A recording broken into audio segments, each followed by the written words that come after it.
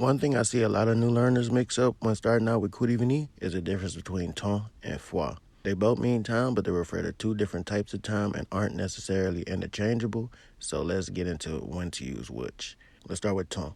Temps refers to time in a general sense. Temps is the type of time that passes. It can also refer to the weather, but today we focused on the meaning of time. So some examples of temps. Mon pas gain temps pour ça. I don't have time for that. Ça arrive longtemps passé. That happened a long time ago. Prends ton temps. Take your time. En même temps.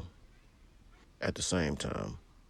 In most cases, that's the one you want to use. But one thing to remember is that when you're asking for the time, we don't use temps. We say quelle heure il est. Literally, that means what hour is it. We can go more in depth with time on the clock, but for now, just remember we don't use either temps nor fois when talking about time as far as the clocks. On the other hand, fois is more like an instance or an occasion.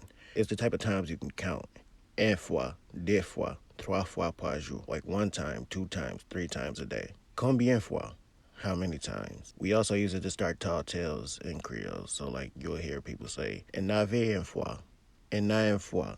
Once upon a time is what that basically means. So to recap, when talking about time, temps is time that passes. It's the general sense of time.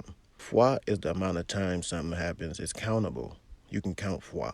Fois can also be used to express once upon a time. And qui l'heure is how we ask for the time, like what hour is it.